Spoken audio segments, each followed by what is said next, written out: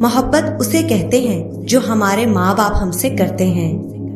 والدین کی خدمت جنت کا دروازہ ہے۔ خوش نصیب لوگ اس دروازے کو زندگی میں اور بد نصیب ان کی موت کے بعد ڈھونڈنے کی کوشش کرتے ہیں۔ مانا کہ محبت بری نہیں ہے، لیکن ماں باپ سے زیادہ ضروری بھی نہیں ہے۔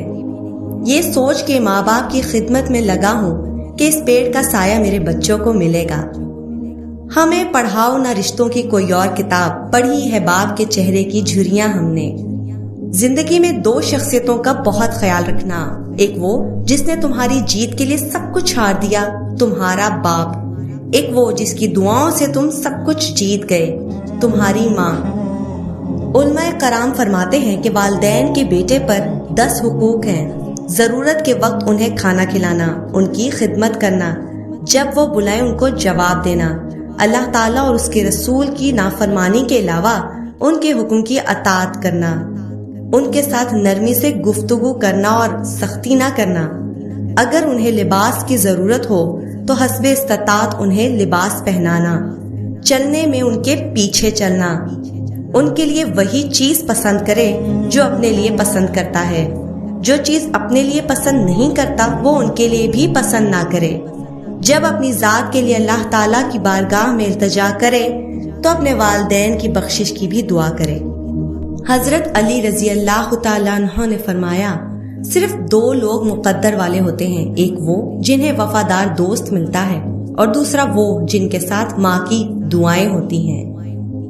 حضرت علی رضی اللہ تعالیٰ عنہ نے فرمایا، اپنی زبان کی تیزی اس ماں پر مت چلاؤ جس نے تمہیں بولنا سکھایا۔ نبی کریم صلی اللہ علیہ وآلہ وسلم نے فرمایا، اللہ نے تم پر ماں کی نافرمانی حرام قرار دی ہے اور والدین سے ناحق مطالبات کرنا بھی حرام قرار دیا ہے۔ ماں اپنی اولاد کو اس کی غلطی پر اس لیے مارتی ہے کیونکہ وہ کسی اور کو مارتا نہیں دیکھ سکتی۔ اس کے برعکس جو ماں نہیں مارتی پھر اس کی اولاد کو دنیا مارتی ہے۔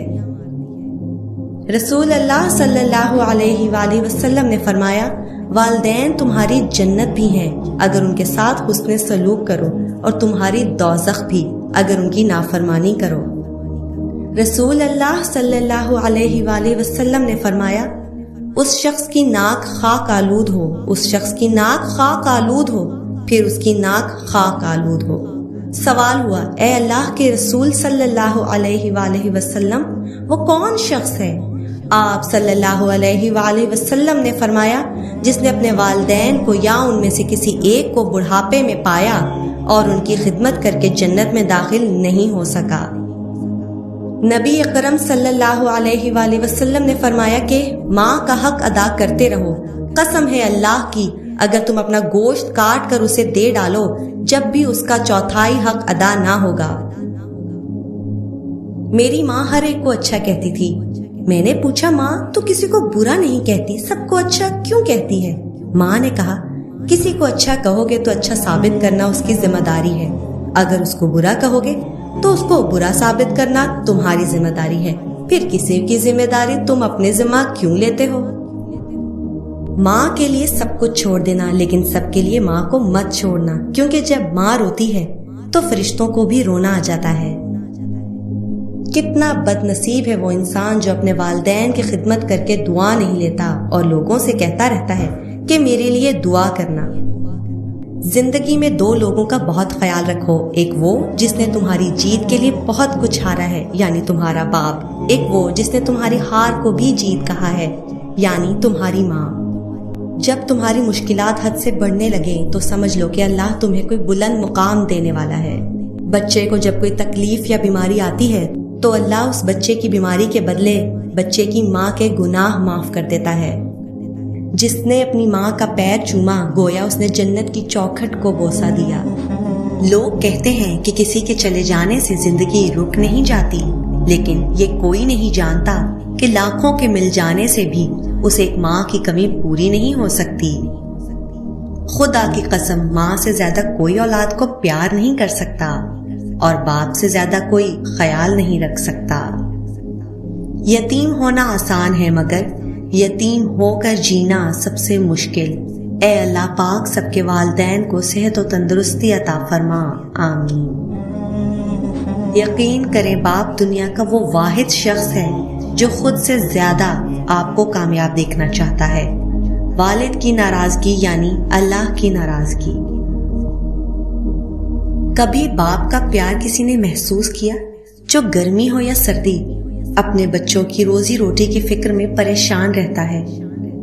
مجھے ماں اور پھول میں کوئی فرق نظر نہیں آتا۔ اگر دنیا آنکھ ہے تو ماں اس کی بینائی ہے، دنیا پھول ہے تو ماں اس کی خوشبو ہے۔ سخت سے سخت دل کو بھی ماں کی پرنم آنکھوں سے موم کیا جاتا ہے۔ بغیر لالچ کے اگر پیار ملتا ہے تو صرف ماں سے۔ سب سے شیریں پیار ماں کا ہے۔ ماں کے بغیر گھر قبرستان کی مانند ہے۔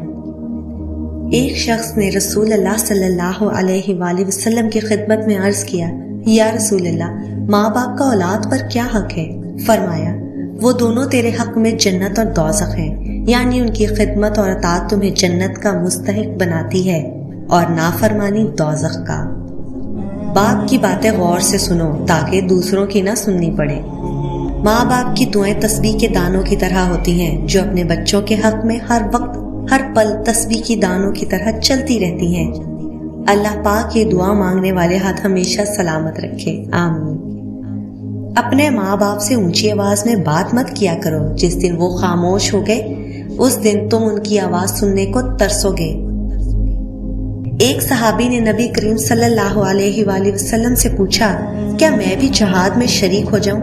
حضرت محمد صلی اللہ علیہ وآلہ وسلم نے دریافت فرمایا، تمہارے ماں باپ موجود ہیں؟ انہوں نے کہا کہ ہاں موجود ہیں۔ حضرت محمد صلی اللہ علیہ وآلہ وسلم نے فرمایا کہ پھر انہی میں جہاد کرو۔ آپ کے والد کی ہر چیز مقدس ہے، یہاں تک کہ جوتے بھی، جس کو دروازے کے سامنے دیکھ کر آپ کو تحفظ کا احساس ہوتا ہے۔ یہ حوصلہ تو دیکھیے ماں باپ کا ذرا، غیروں کو سونپ دیتے ہیں بیٹی کو پال کر۔ یہ جو ماں کی محبت ہوتی ہے نا، یہ تمام محبتوں کی ماں ہوتی ہے۔ آسائشوں کی گود میں حاصل نہیں ہوا، پایا تو جو سکون کبھی ماں کی گود میں۔ والدین کے دل بہت نازک ہوتے ہیں، وہ آپ میں اپنا آپ تلاش کرتے ہیں۔ جس طرح چھوٹے ہوتے والدین آپ کو توجہ، محبت اور شفقت دیتے ہیں، بالکل اسی طرح بوڑھے والدین آپ کی توجہ، محبت کے طلبگار ہوتے ہیں۔ ماں باپ ایک میڈیکل سٹور ہوتے ہیں جہاں سے ہمارے ہر دکھ درد کی دوا ملتی ہے۔ باپ کی آنکھ سے گرنے والا ایک آنسو آپ کو تمام عمر رلا سکتا ہے، اس لیے احتیاط کیجیے۔ ماں وہ حسین ہستی ہے جس کے ہونے سے رحمتیں برستی ہیں۔ یا اللہ میری امی کی سب تکلیفیں دور کرنا۔ ماں باپ کا سہارا ایسے بنو جیسے بچپن میں وہ تمہارا سہارا تھے۔